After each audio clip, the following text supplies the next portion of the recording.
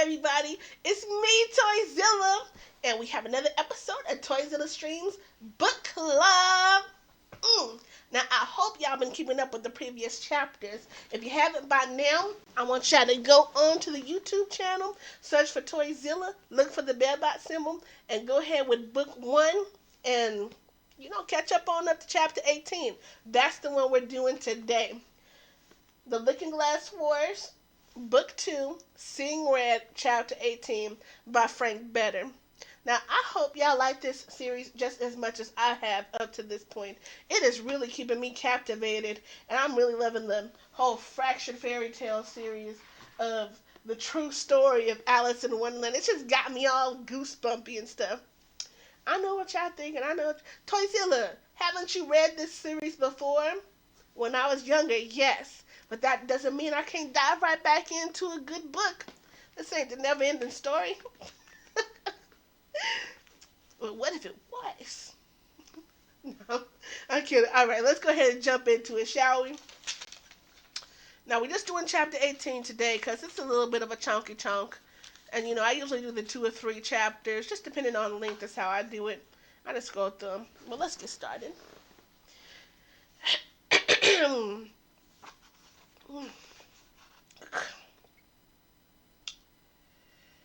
Red found her usual bitterness amplified by her passage to the heart crystal. The roses of her dress gnawed the air, their petal mouths mutely opening and closing in echo of her black melancholy as she stalked the pre-dawn streets of this alien city and lashed herself with gloomy thoughts. If anyone tells you it's painless to be turned into pure energy and formed again from the muck of some earth person's imagination, Red hissed, don't believe them. I won't, your imperial viciousness. The cat glanced sidelong at his mistress, licked a paw and rubbed it over his eyes. If I'm not powerful enough to defeat Alice, Red murmured, and dropped into a depressed silence. The otherworldly pair walked the length and breadth of Montmartre, not knowing what else to do. Few people were out and about, and none had passed within 20 yards of them when Red stopped as if slapped. I am more powerful than that disgustingly well-intentioned niece of mine. But what if her journey through the crystal had weakened her power, diluted it to a laughable remnant of what it used to be? What if, what if, what if? She would test it, flex the muscle of her imagination, and it would tell her all. She reached a hand out to nothing. A stick as long as one of the cat's claws formed in her palm, extended lengthwise until it resembled the twisty, knobby thing she'd used as a scepter in Wonderland. You try, she said to the cat, who morphed from humanoid to kitten and back again, testing his own powers. Good. But her imperial viciousness wasn't done. She banged the end of her makeshift scepter on the pavement and, from the point of impact, cracks branched out in all directions, widening enough to let veins of flesh-eating roses slither out of them. Growing at a rate never before seen in nature, the vines methodically covered the entire block, buildings, lampposts, street and sidewalk. It was then that an unfortunate butcher, hurrying to his shop at this early hour, as was his custom, emerged from his apartment. He saw the roses and the menacing figures of Red and the cat, and he tried to run, but the thorn-laden vines wrapped around his ankles and held him rooted. Thorns dug into him as the vines wound up and around his legs, torso, and arms. He opened his mouth to scream, and a vine stuffed itself down his throat.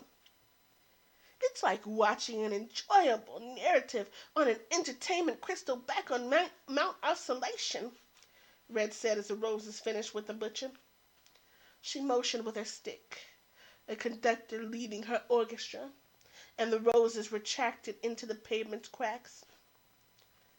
You've been to this world before, cat. Take me to where I can sulk and complain in peace. Someplace suitable to my delicate temperament. Yes, your imperial viciousness. The cat preferred not to admit his ignorance.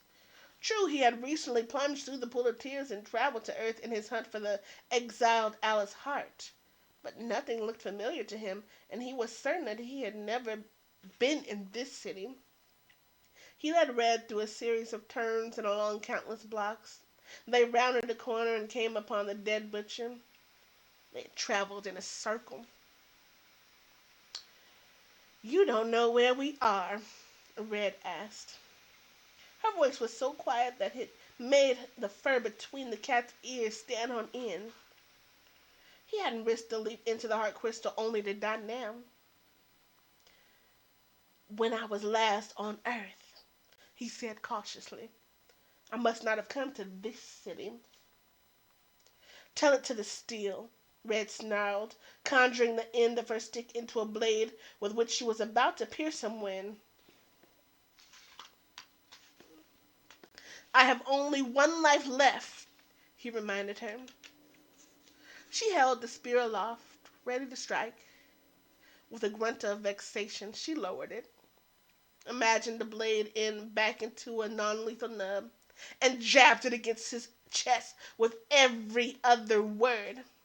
Then you'll have to be more helpful in the future, won't you? Because I might not be so lenient a second time. The cat licked his paw and rubbed his eyes. Why do you keep doing that? She asked, annoyed. What?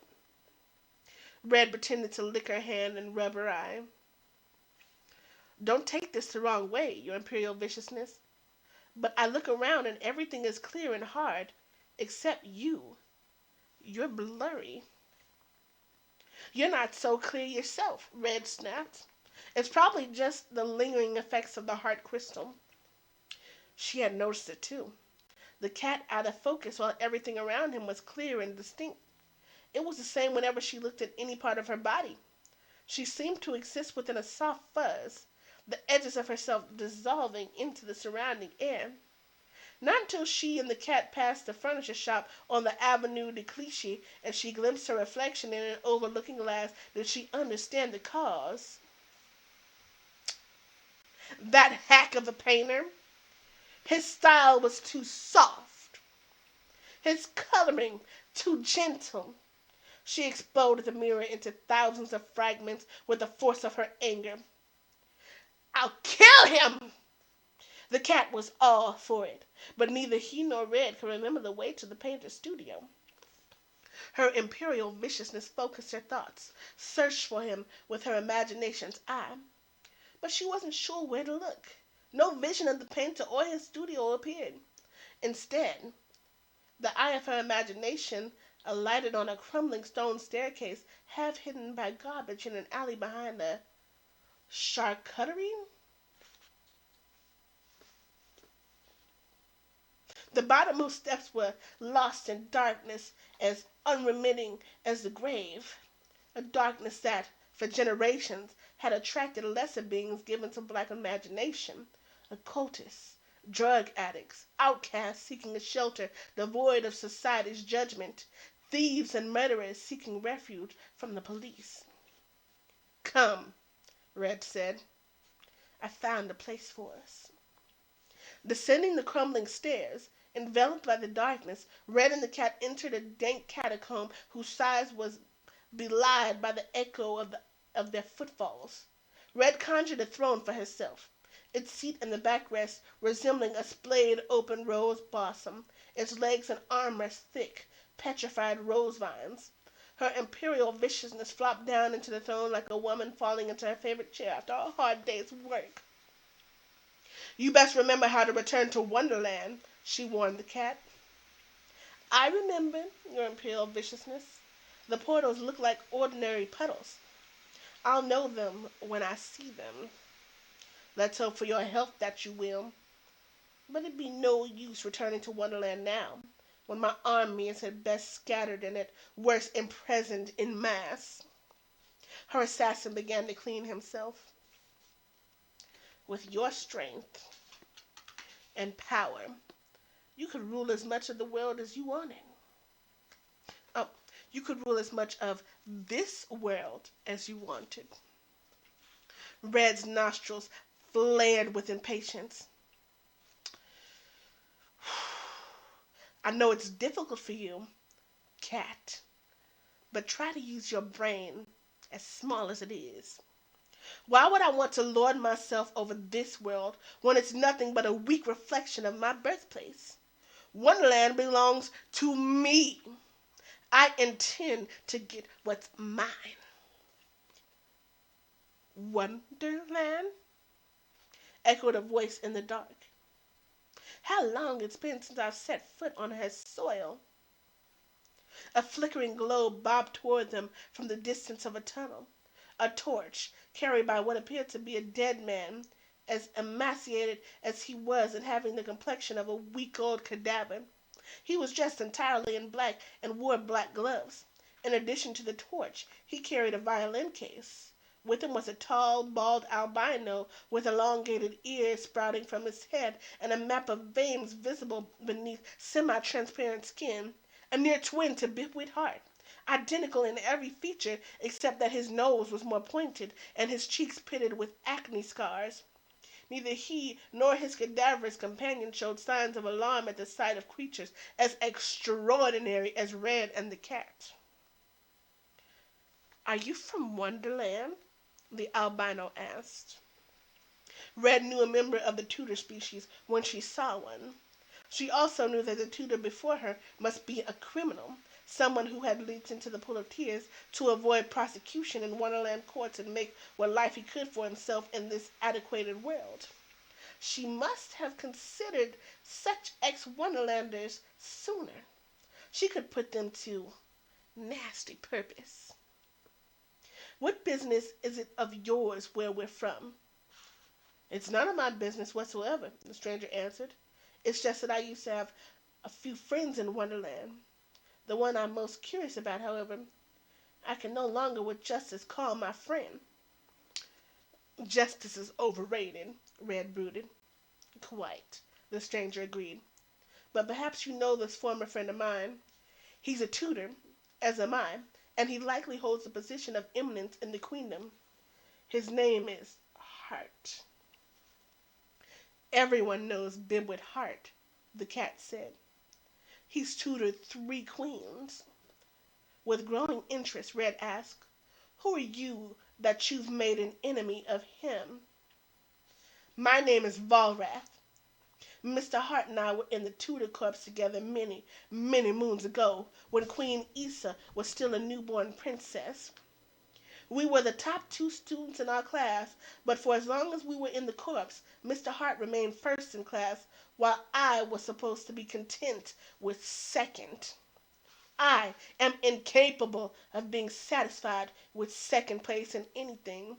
So, the tutor's ears angled back stiff, as if buffeted by a strong wind. Not wanting to be forever at Mr. Hart's heels in the propagation of white imagination, I began to devote my knowledge and intellect to the surface of black imagination. And with as much truthfulness as I allow myself, for too much makes one dull, dull, dull, I may say that I became its premier scholar. I offered my services to any black imagination practitioners willing to pay me the outlandish sums I demanded, and I lived a life of glorious decadence. But about the time of Izzy's coronation, I became entangled with an overambitious smuggler, and it became necessary for me to throw myself into the pool of tears. I haven't been back to Wonderland since.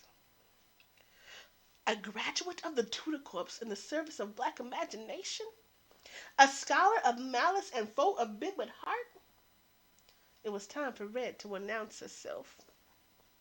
I am Red Hart, granddaughter of Queen Isa and eldest daughter of Queen Theodora and King Timon, both of whom are dead. Valroth immediately dropped to one knee, his head bowed. I didn't realize I was conversing with royalty, he said. I apologize for my lack of proper respect, Princess. Princess? Red bridled at the word. You might ask why Wonderland's heir apparent in is. Excuse me. Oh, thank you, Nintendo Waifu. You're so nice. All right now. Sorry, I got a little tongue twister. Let me start that sentence back over. You might ask why Wonderland's heir apparent is in this foul and slummy place. The answer? Because my birthright has twice been denied me. Once by a traitorous mother who connived with my younger sister, both dead by my hand, and again by an upstart niece who this moment wears the crown that looks so much better on my head than it does on hers. Now get up and call me your imperial viciousness. Valrouth rose to his feet and put a thoughtful finger to his bloodless lips, about to speak when Monsieur Valrath, the skinny torchbearer, said, "Unless you want to be late." "Yes, yes, Marcel. Your imperial viciousness, if you will deign to tell me. I'd like to hear more about your niece, and of course, what you intend to do to her. But I'm presently on my way to an engagement in a catacomb not far from here. I'd be honored if you and your feline friend would join me as my special guests. The entertainment is to be provided by a pupil of mine, one who, although not from Wonderland, has talents I think you'll appreciate. Afterward, we may discuss your niece at our leisure, and if I can be of any service to you whatsoever, I shall not hesitate." So Red and the cat followed Volrath and Marcel along a zigzag of cobweb tunnels until they emerged into a catacomb well lit by torches. Though large, the crypt was crammed with tables. At one end, opposite a bar made of coffins, a pile of human bones took up most of an elevated stage.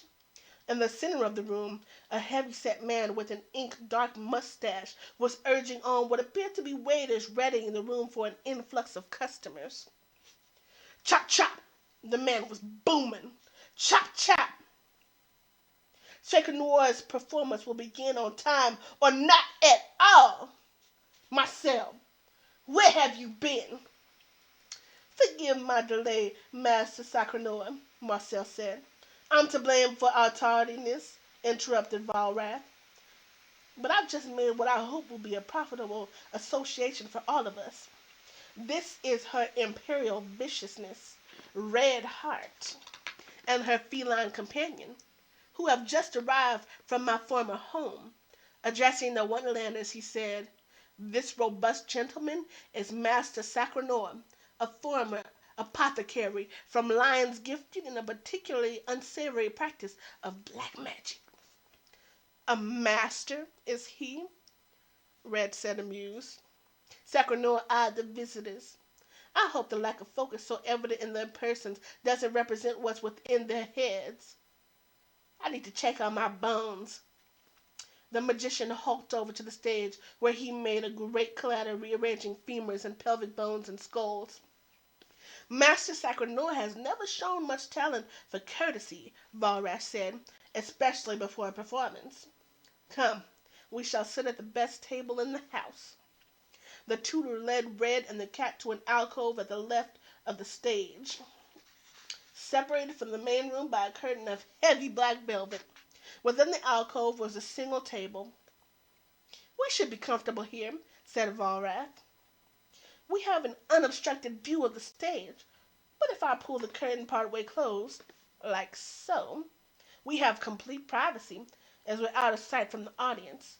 Any refreshments you desire are of course compliments of moi." Guests were starting to arrive, and Marcel had hurried over to the catacombs entrance to greet them. "Good evening, my pretty friends." "Good evening, and how fortunate you are to be at the master's one and only Paris performance. The event is shortly to begin. You risk the master's wrath if you don't immediately take your seats. Also, let's not forget, there's a 2-drink minimum." The guests consisted solely of the wealthy and aristocratic, the women decked out in pearls and embroidered lace, smoking cigarettes through long ebony holders, while the men looked sophisticated in their tuxedos, tapping canes of polished rosewood against polished shoes as they sipped absinthe from narrow glasses. Within minutes the catacomb filled to capacity. Touched by no human hand, an iron gate clanked shut across the entrance, unnoticed by the illustrious guests packed in at their tables, who were chatting loudly and laughing the hearty laughter of the privileged entail.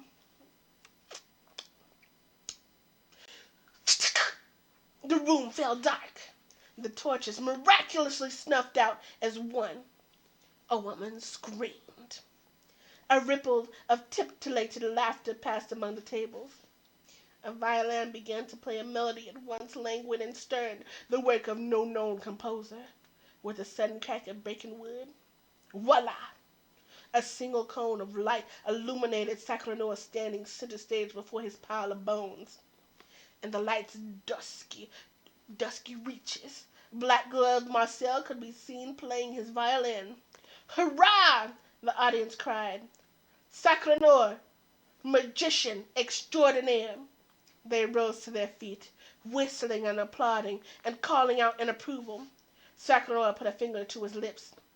Shh! And waited until they had resumed their seats, quiet with expectation.